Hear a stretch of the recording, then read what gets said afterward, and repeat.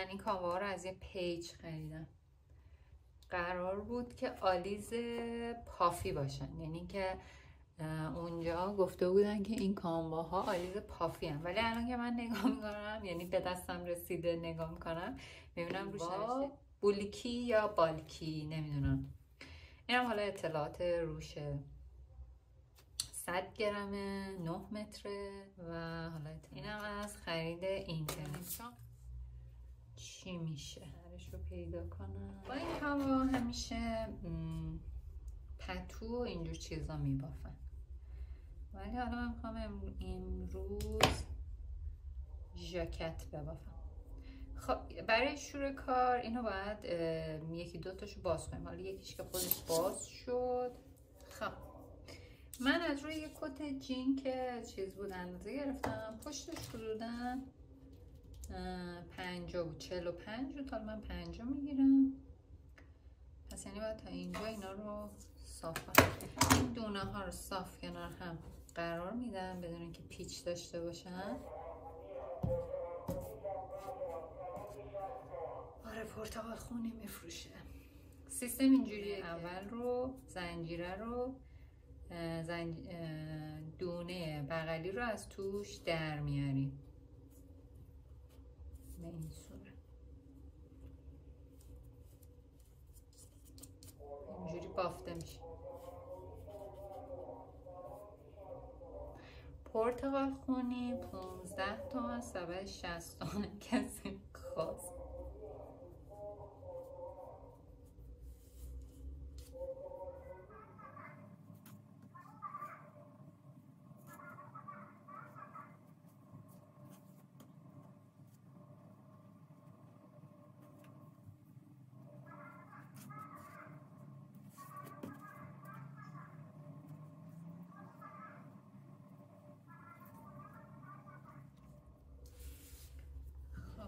اندازه بگیرم چقدر شد. از اینجا تا اینجا شد 50 تا. خب هم 50 تا بسته. حالا من میخوام اینو که برگرد، این یه دونه رو نگه میدارم اینجا و از اینجا به بعد شروع میکنم. اگه احساس میکنید که براتون سخته اینجوری، میتونید از قلاب هم استفاده کنید.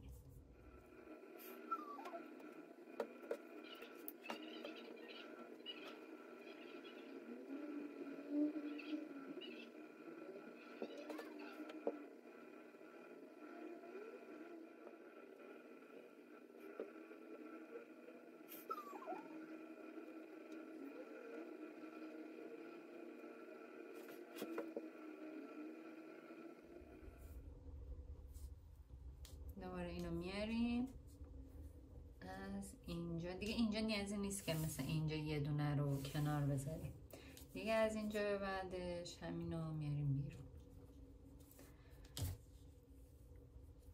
دیگه. اونقدری که میخوایم میبافیم به اون قد دلخواهمون برسیم.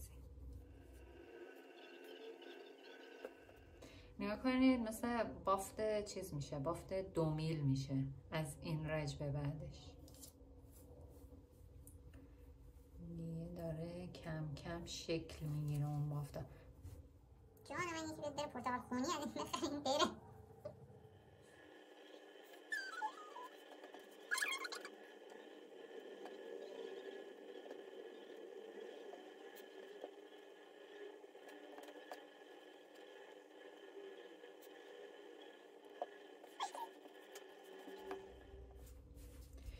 یه رج بافتیم.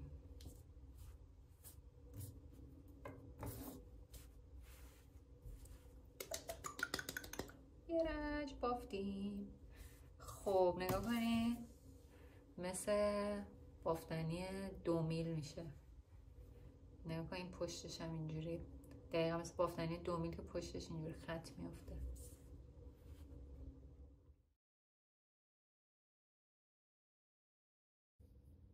برای تغییر رنگ کانوا یا موقعی که کلاف کانوا تموم میشه و میخوایم کلاف جدید رو اضافه کنیم، چند تا دونه از کلاف قبلی رو با چند تا دونه از کلاف جدید با هم میبافیم و کار رو ادامه میدیم.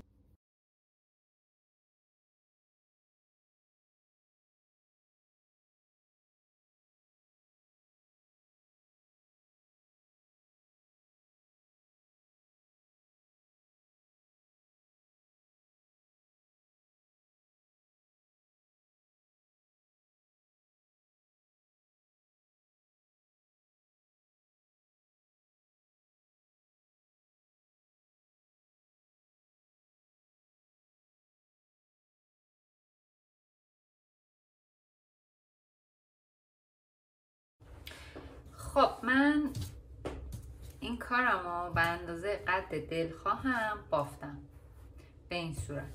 از اینجا به بعد کارمو به 3 قسمت تقسیم میکنم، یعنی اینکه 2 تا قسمت جلوی کاره و یه قسمت یقه. این قسمت یقه رو میام کور میکنم، بعد این قسمت رو شروع میکنم به بافت. وقتی که قسمت جلو یه طرفش به قد دلخواهم رسید، میام کاموا رو بس میکنم به این ور و این ور شروع میکنم به بافت. الان 28 تا دونه دارم. 20 تاش یعنی 2 تا 10 تا رو میذارم برای قسمت جلوی کارم، 8 تاشو اینجا کور میکنم. برای کور کردن حلقه اول رو میگیرم، حلقه دوم رو از داخل حلقه اول رد میکنم، اینجوری این قسمت کور میشه. به همین ترتیب حلقه بعدی رو از داخل حلقه اول رد میکنم. دوتا همینجوری ادامه میدم تا این قسمت یقم کور بشه.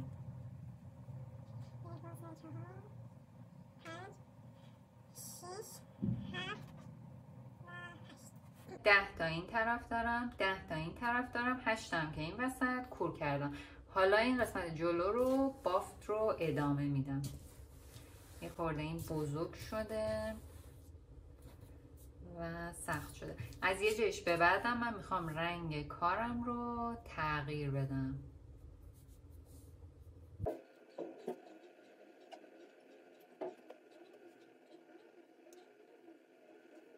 خب از اینجای کار من میخوام رنگ کاموامو عوض کنم. مثل همون مدل قبلی میام چند تا دونه از این کاموای قبلیم رو با کاموای جدیدم میبافم اینجوری.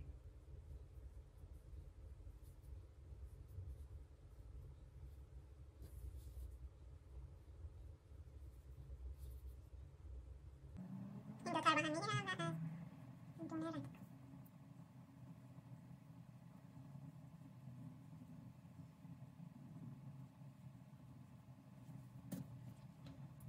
این قسمت جلو رو میبافم تا به اون قد دلخواهی که میخواستم برسم.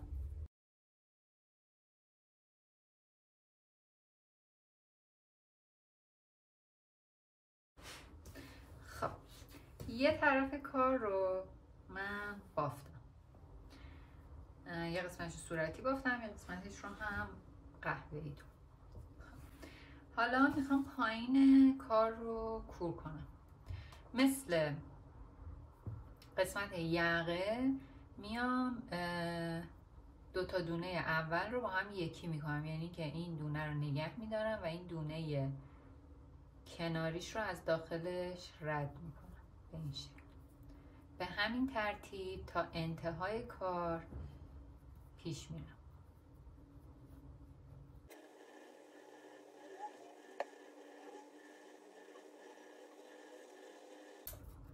برای این انتهای کار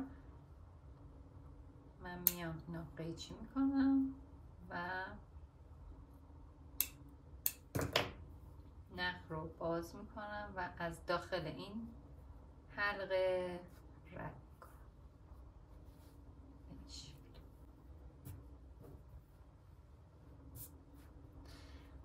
الان یک طرف ژاکت ما بافته شده. خب این طرفش بافته شده، این طرف رو هم میبافم و بعد میریم سراغ آستین.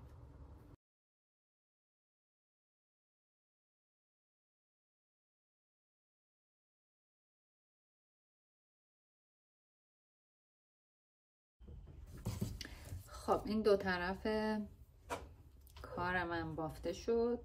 حالا من میخوام یه لبه دور تا دور این بدم. میام چیکار میکنم؟ میام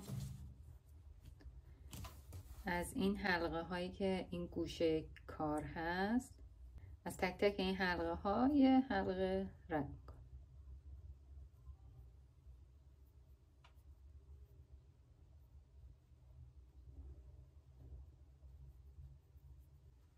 دور تا دور این قسمت و این حلقه ها رو رد میکنم.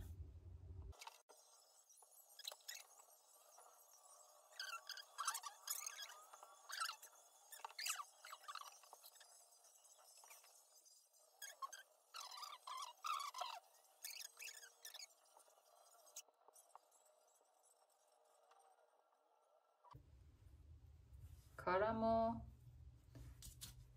این حلقه ها رو ایجاد کردم. حالا یه دور روی این حلقه ها بافت میزنم.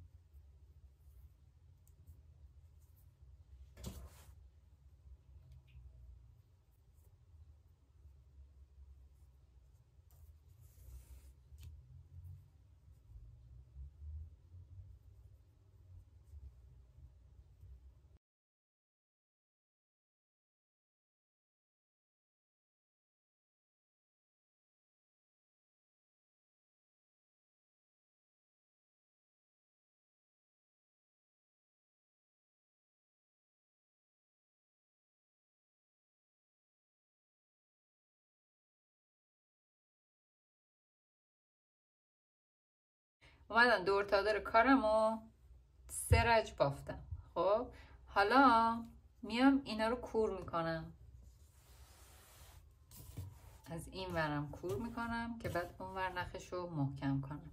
مثل همون کور کردن که توی قسمت یقه بود، توی قسمت های دیگه بود. این دونه دومی رو از دونه اول رد میکنم به همین صورت. میگه بده بغلی بگیر.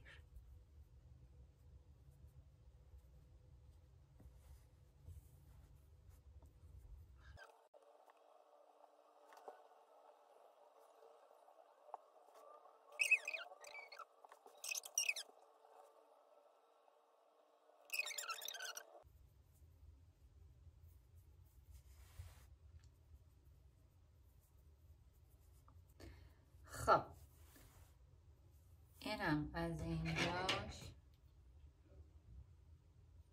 میبریم، از توی این دونه رد میکنیم و خب اینم که دوختشو باز میکنیم.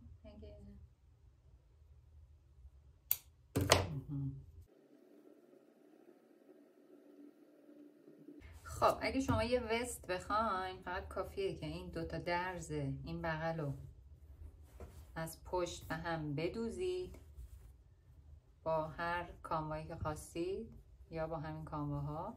این درز رو به هم بدوزید و لباس شما حاضر. ولی اگه وست نخواین و بخواین که به صورت ژاکت باشه دیگه باید براش آستین بدوزیم که نه ببافیم. به همین روش شیک و مجلسی. کار من تو این مرحله به خاطر کمبود کانوا متوقف شد. چون کانوا رو آنلاین گرفته بودم، فعلا تا کلاف‌های جدید برسه و برای دیدن ادامه آموزش حتما کانال رو سابسکرایب کنید و این ویدیو رو لایک کنید.